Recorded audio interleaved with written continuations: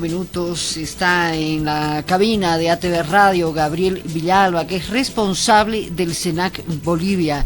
Pero no vamos a hablar del SENAC hoy, vamos a hablar del Ecuador, este país tan querido, este país tan diverso y tan parecido a nosotros, que concita la atención del mundo, toda vez que ha habido una disposición del gobierno de Moreno que ha sido resistida por el pueblo ecuatoriano, al punto que después de que se han registrado violentos enfrentamientos, se ha tenido que retroceder en las disposiciones económicas y se ingresa una profunda reflexión en torno al Ecuador de hoy, al Ecuador real de hoy. Gabriel, bienvenido, muy buenos días. Buen día, un placer estar acá en ATV Radio y compartir contigo. Para mí es un verdadero placer, un verdadero privilegio. Y pues hablar de este país que tuve la oportunidad de conocer allá por el 2015, estábamos hablando, todavía no estamos en el aire de esto, qué lindo es el Ecuador.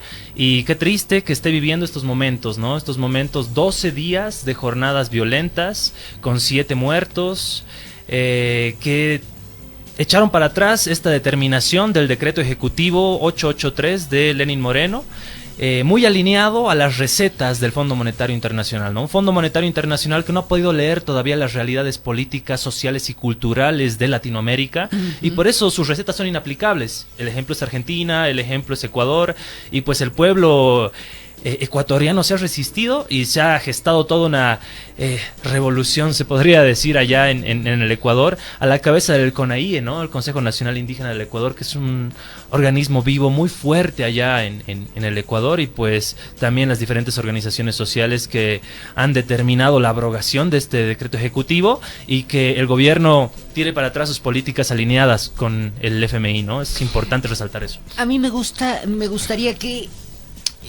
describamos lo que son las instituciones sociales del Ecuador, porque Ecuador es un país diverso, hay que entender que es diverso y tiene una presencia indígena grande que está despertando a una representación política. Sí. Nosotros nos hemos adelantado como país, como Bolivia, nos hemos adelantado, ha habido una inclusión muy fuerte.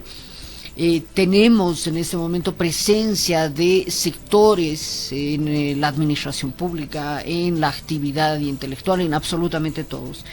En Ecuador están 2 grados más abajo y en Perú 4 grados más abajo. ¿Por qué? Por la historia, por el comportamiento social, el comportamiento económico, etcétera. Esto es fácil de decir, difícil de explicar, pero la explicación es tuya. Bueno, me dejas la tarea difícil.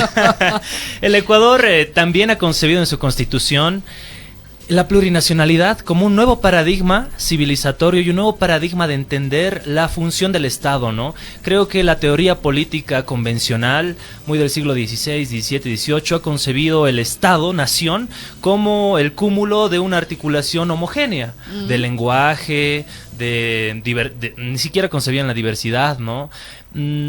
Esa concepción homogénea de Estado, un solo idioma, una sola religión, una sola forma de gobierno, pues ha sido quebrada, deconstruida por estos procesos emergentes que tienen una fuerte acepción indígena, si tú quieres, y en Ecuador ha sido muy bien constitucionalizada en la Constitución del 2008 y pues representada y abierta a los diferentes sectores de la población. Te citaba hace un momento la CONAIE, que es el Consejo Nacional Indígena allá en Ecuador, que es una CESUD-CB. Sí, exactamente. Yo creo que es más grande que la CESUD-CB. La CESUD-CB acá es, digamos, pequeña con relación a la CONAIE en Ecuador, porque es un consejo ampliado de todos los pueblos indígenas allá en el Ecuador, que tiene un peso político preponderante y fundamental. Es por eso que ha sido el bastión de lucha, la vanguardia contra esta reforma de decreto ejecutivo de Lenín Moreno 883, y ha encabezado la protesta. Mira, ha cercado Quito y la sede de gobierno ha tenido que trasladarse a Guayaquil. Una Guayaquil que es más como una Santa Cruz del 2008, pero con el poder bancario más, ¿no? Y pues ha sido bien complicado entender también la plurinacionalidad en el Ecuador. Mira, hemos tenido acá representantes del Estado ecuatoriano importantes, como recordarán el anterior embajador de Ecuador acá en Bolivia, Ricardo El Cuango, que él mostraba desde su identidad, desde su imagen, lo que significaba también una parte de la identidad ecuatoriana, que es el poncho azul marino, recordarás, muy elegante, de alpaca. El sombrero blanco. El sombrero y la trenza. Una trenza además que representa una simbología indígena importante, porque allá en el Ecuador, por ejemplo, se puede hacer el servicio militar y los pueblos indígenas pueden hacerlo sin necesidad de cortarse ese rasgo identitario que es la trenza, ¿no? Acá en Bolivia te rapan todo ya, digamos, o sea, tiene algunas cosas interesantes, la vivencia misma de la revolución ciudadana allá en el Ecuador, una revolución ciudadana que ha sido frenada y más bien conducida en contrasentido por la traición, entre comillas, de Lenín Moreno, ¿no? Alianza Gabriel, te pregunto, ¿por qué tanta violencia? Entiendo la resistencia, entiendo y voy a ser de abogado del diablo, entiendo las limitaciones y las urgencias económicas que ha tenido la administración Moreno para la dictación de estas medidas, porque ningún gobierno quiere ser antipopular. A los políticos les gusta estar rodeados de guirnaldas, aplausos y abrazos. Ajá. ¿Qué ha llevado a Moreno a dictar estas medidas? 1, 2, ¿por qué una reacción tan violenta? 3, ¿cuál es el futuro de Ecuador? Son 3 interrogantes para después de la pausa. Es la hora de leche Pil, da la hora en Bolivia. Rica y nutritiva es mi leche Pil, da la hora en Bolivia. 10 de la mañana, 12 minutos. Tiempo de estos mensajes. En tu mañana. Se comunica a todos los deudores, gerentes e interesados en las carteras de crédito de los ex bancos boliviano-americano Sociedad Anónima, incluida la cartera cedida por Fondesif, Potosí Sociedad Anónima, del Progreso Nacional SAM, de Crédito Oruro S.A., Sur S.A., Ex Mutuales, Manutata, La Frontera del Pueblo, Tarija, Ex Cooperativa San José Obrero Limitada, Trapetrol Limitada y Ex Instituto Nacional de Preinversión, Ex Inalpre, recibidas por el Banco Central de Bolivia, cuyos créditos con saldo a capital sean menores o iguales a $15.000, o su equivalente en moneda nacional, que en fecha 7 de agosto de 2019, como política del presidente Evo Morales Ayma, se publicó la ley número 1206, que en su artículo 6 dispone los incentivos para el pago de sus deudas. Los interesados pueden obtener información en las siguientes direcciones: Edificio Colón, piso 7, oficina 706 de la calle Colón, número 330, casi esquina calle Mercado. Banco Central de Bolivia, piso 9, calle Ayacucho, esquina Mercado. Teléfonos 266-4910, 266-4917, 266-4906 o la línea gratuita 810-7755. La atención al público es de horas 8:30 a 12:30 y de 14:30 a 18:30. Espacio Fortalecimiento Público. Oscar Ortiz tiene las manos limpias. Oscar Ortiz tiene las cuentas claras. Bolivia dice no, es el grito de nuestra gente. Bolivia dice no, es el pueblo que va de frente. Aquí cabemos todos, aquí no hay exclusión. Tan solo grita fuerte, Bolivia dice no. Vota Oscar Ortiz. Vota Bolivia dice no. Ahorra 600 bolivianos con Access. ¿Cómo? Pagando 100 bolivianos menos los primeros 6 meses con nuestros nuevos planes permanentes de TV HD, Internet o ambos. Por ejemplo, contrate el plan Internet VDSL 12 Megas Plus. Paga solo 169 bolivianos los primeros 6 meses y 269 bolivianos a partir del 7º mes. Access es top en video streaming. Suscríbete ya. Access, otro level. Fiscalizada por la ATT. Y llegó el día de la gran final. Se enfrentan los motocobobos de Valle Grande contra las sorprendentes cholitas escaladoras. Quispe roba el balón y conecta un pase al área. Yusku recibe y se acomoda y falta. La árbitra Pancarita Yañutí cobra penal para las escaladoras. Mientras la capitana se alista, quiero recordarles que este domingo 20 de octubre todas y todos tenemos el derecho y la obligación de ir a votar, porque esa es la final más importante. Y yo quiero agradecer de corazón todo lo que me han apoyado. Soy una orgullosa luchadora aymara y quiero agradecer de parte de la OEP también. La cañonera Yusku se prepara para patear. Se acerca, remata y la pelota entra con arquero y todo y es gol. Tenemos Apoyemos a las campeonas del Babipuay. Órgano Electoral Plurinacional. Continúa con Tu Mañana.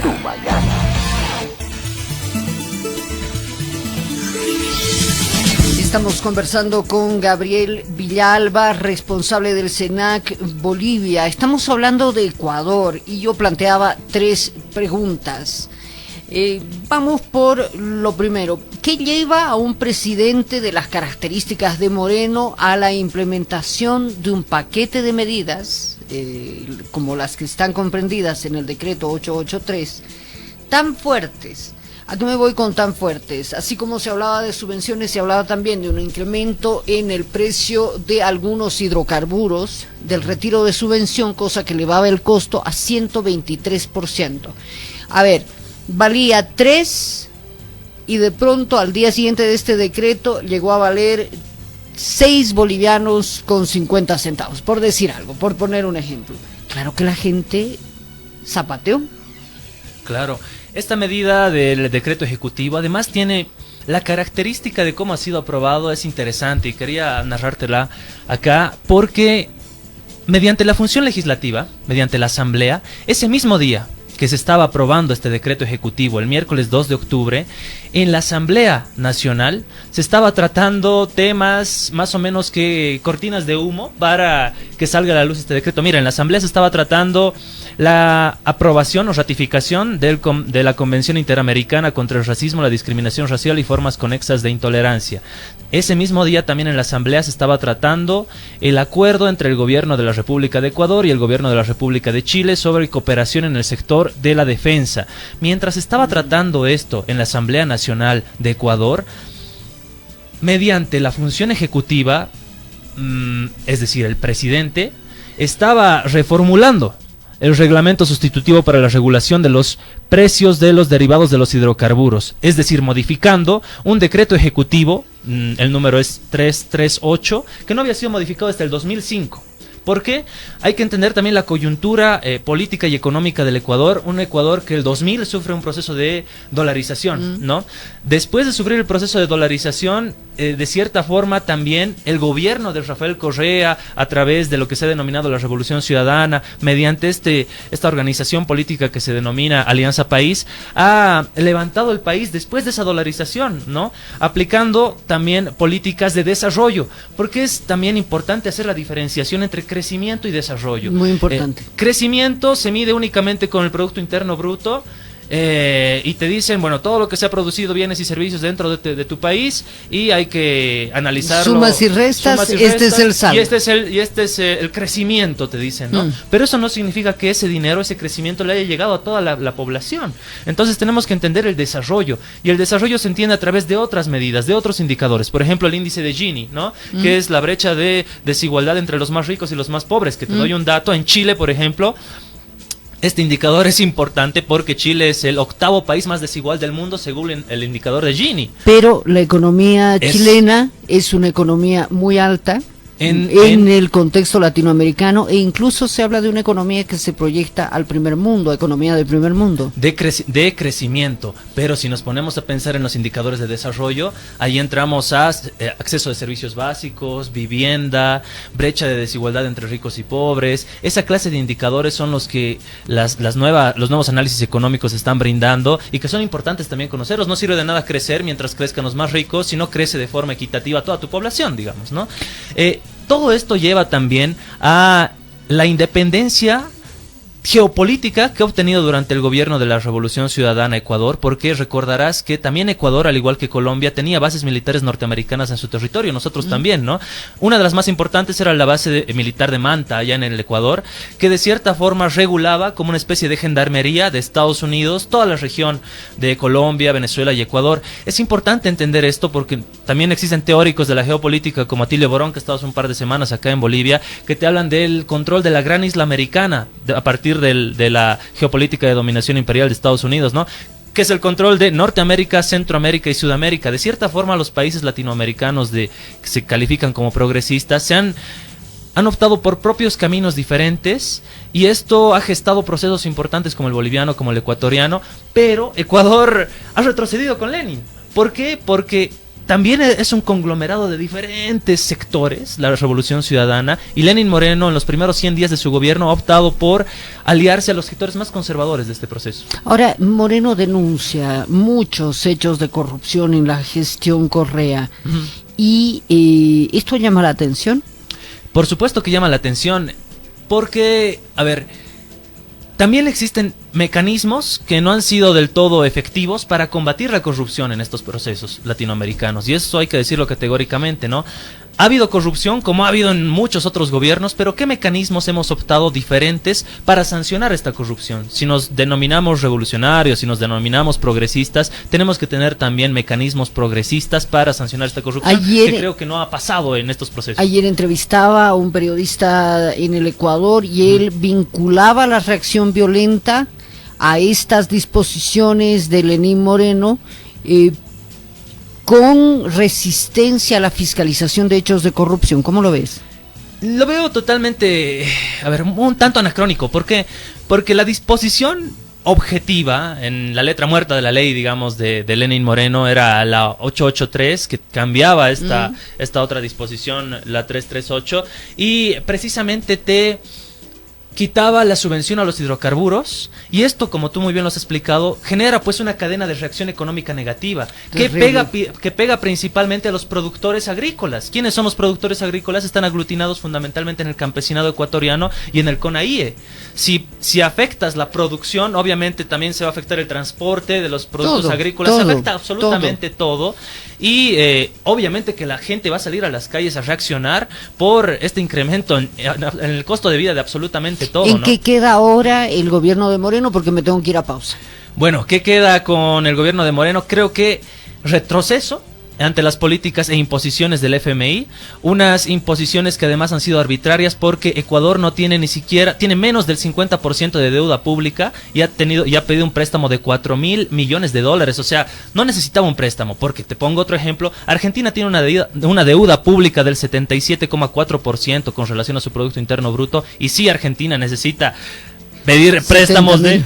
Sí, 334.800 millones de dólares hasta el segundo semestre de este año, y es pues creo que una mala lectura de Lenín Moreno de su propia realidad social, porque está vinculado a estos sectores que no le permiten ver el sector popular de su país, y además no quiero imaginar cómo va a ser la cara de Lenín Moreno cuando se tenga que volver a reunir con el FMI y le tenga que decir: no he podido imponer las medidas que nos has planteado, ¿no? Así que, bueno, hay que verlo. Ahí está el análisis de Gabriel Villalba, responsable del SENAC Bolivia, aquí en Tu Mañana.